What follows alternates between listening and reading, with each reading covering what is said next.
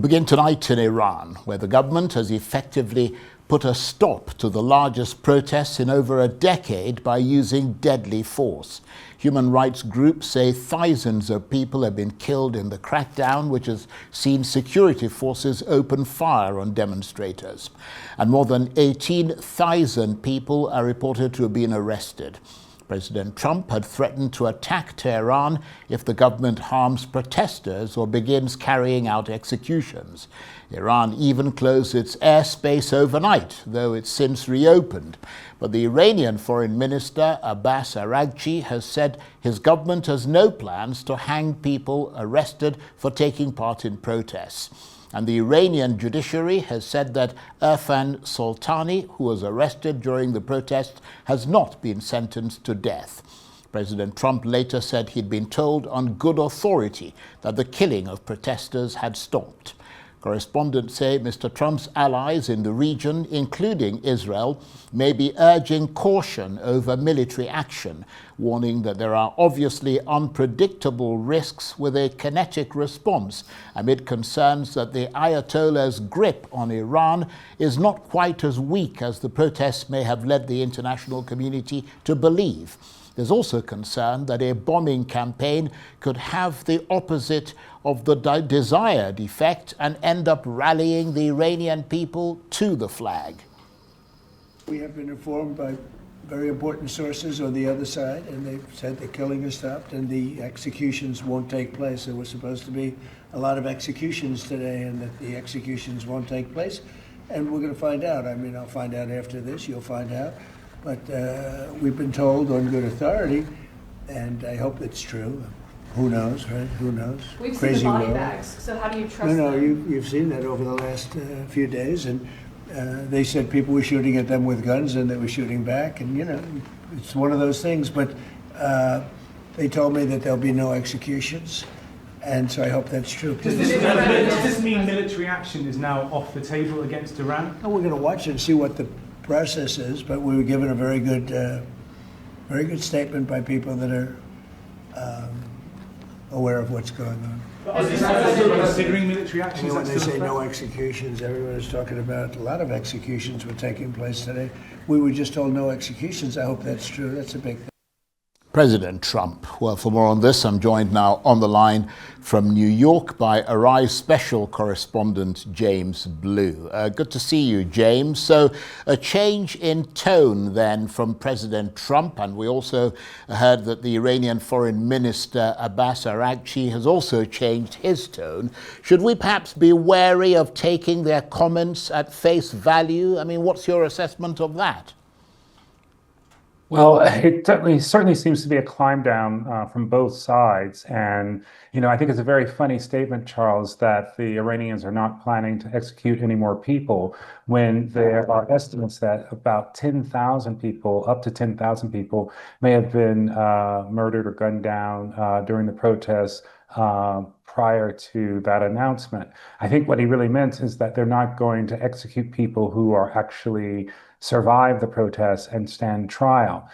This is a really interesting sort of climb down from President Trump because he seemed just earlier in the week quite keen to do something in Iran. I think there are a number of pressures, some of which you mentioned in the piece, that the regional allies are very concerned.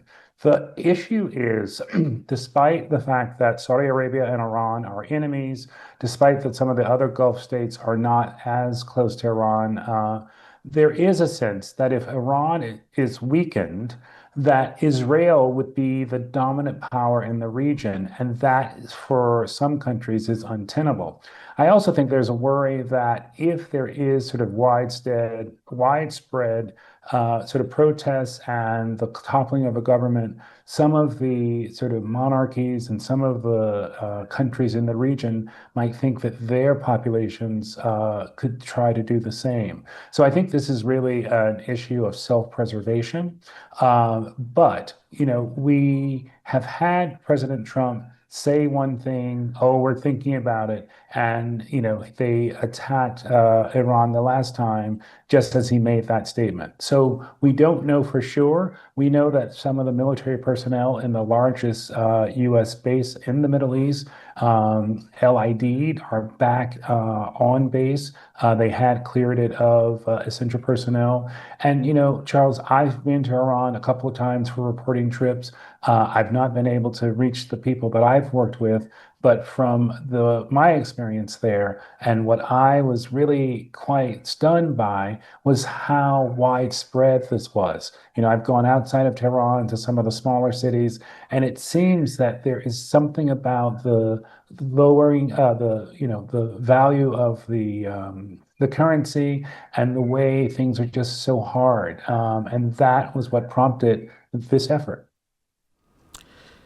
It's interesting, James, when you talked about your travels there, I was just reminded a few years ago when you and I and Kenim or Babuna were flying with President Obama across Africa. But that's another story. Beyond the line about whether or not there'll be planned executions in Iran, there are still a reported 18,000 people arrested.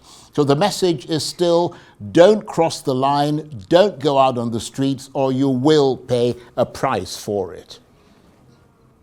Yeah, no, there's still very much a consequence for opposition to the regime. And I think one of the reasons, Charles, that the US sort of stepped away, or at least temporarily has stepped away, I think there's a real question, what will bombing do? So unless the US is able to go into Iran and potentially kidnap someone like the supreme leader or someone like the president, it's very, very unclear what would happen if there is a bombing campaign. And how do you suggest there is a successful bombing campaign? The real desire, it seems, of many Iranian people is a change in regime. And I think one of the calculations, I'm told, is that there seemingly is a very, big gap between bombing key Iranian sites and sort of using that as a way to change the regime. And so I think that's probably another reason why the US has sort of stepped back at this time. That's a good point. But what do the Democrats and ordinary Americans think the US should be doing now? Because clearly the people of Iran are still being suffocated by the regime. Yeah, I think this is one issue where there is real sort of consensus among people, among the parties. I think, Iran clearly is an amazing, great country. And I think there is a sense that the Iranian leadership, which has, been there for quite a while, since the 1970s, is on its last legs. I think, Iran, in many ways, is an outlier in the Middle East. It's a Persian country. It's not an Arab country. It has a very ancient culture. And, there was really, at one point, great ties between the United States and Iran. So there is a really sort of nice, strong, good feeling within this country for the Iranian people and for the country.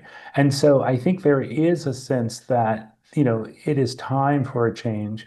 I think the feeling is, how do you support that and how do you bring that off? I think you do know earlier this week, Steve Witkoff, who's the main sort of negotiator for all things for President Trump, met with Reza Pahlavi, who is the son of the deposed Shah. I think there is some sense that maybe he could lead some type of transitional government in Iran. But I think the fact that there is no plan, there are lots of groups who are sort of clamoring for some say in Iran's future. And I think that is one of the reasons there has been such caution.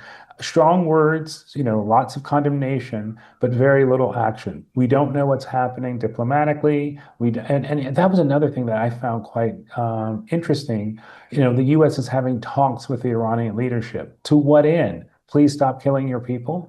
I guess that was the message, and I guess that message has taken. But I'm confident that the Iranian people want much more. Indeed, and as you said, James, President Trump never lets the world know what he's going to be doing next. He keeps it very close to his chest, and that appears to be his card for success. But before we let you go, James, I wonder if you could talk to us briefly about the US suspension of the processing of immigrant visas for 75 countries, including Nigeria. How did it come to that? Yeah, this is a big issue. This is for people who want to move permanently to the United States, people who are married, people who are bringing their children or their parents. And in all, it's about 315,000 people.